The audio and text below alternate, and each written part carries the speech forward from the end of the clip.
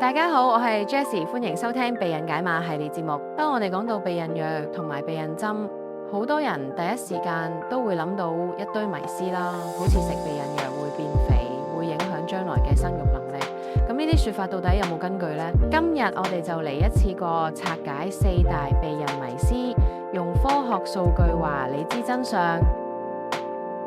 首先講到最常見嘅體重問題啦，醫學研究顯示咧，避孕藥啦同避孕針本身並唔會直接導致體重上升。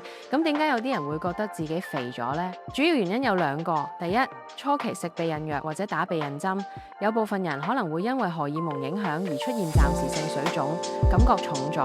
嗱，呢個情況通常喺身體適應之後，大約1到3個月就會減退，並唔係真正意義上嘅變肥。第二，服用荷爾蒙藥物有機會令你食慾變好。如果你冇控制飲食，確實有可能因為食多咗嘢而增磅。所以只要你能夠控制飲食，保持健康生活習慣，避孕藥同避孕針並唔會令你無端端變肥。第二個迷思呢，就係好多女性擔心長期服用避孕藥或者打避孕針會唔會影響將來嘅生育能力。呢個都係一個常見嘅誤解。避孕藥咧，停藥之後生育能力好快就會恢復，你唔需要提前停藥嚟調理身體。過早停藥反而會增加意外懷孕嘅風險。而避孕針咧，雖然有部分避孕針停用後排卵功能恢復嘅時間可能會稍長，但係呢個都只係暫時性嘅，並唔會永久影響你嘅生育能力。所以無論你揀避孕藥定係避孕針，都唔使擔心會影響將來嘅生育計劃。第3個迷思就係好多人唔知道避孕藥竟然仲有美容效果。你係咪都有聽過有人話食避孕藥可以改善暗瘡呢？冇錯，好多女仔生暗瘡，甚至身體毛髮較多，元兇可能就係體內嘅雄激素過於活躍。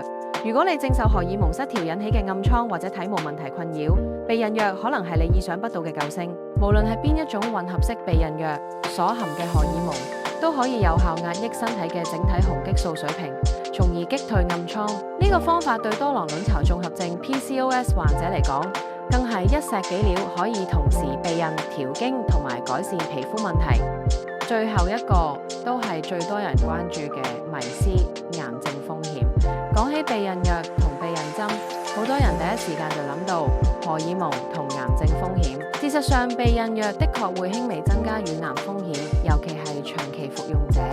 但呢個風險其實非常之低，而且喺停藥幾年之後，風險就會逐漸恢復到正常水平。更重要嘅係，避孕藥同時可以降低卵巢癌、子宮內膜癌同埋大腸癌嘅風險，所以整體嚟講，癌症風險並冇因此而增加。無論你有冇服用避孕藥，每位女性都應該定期自我檢查乳房。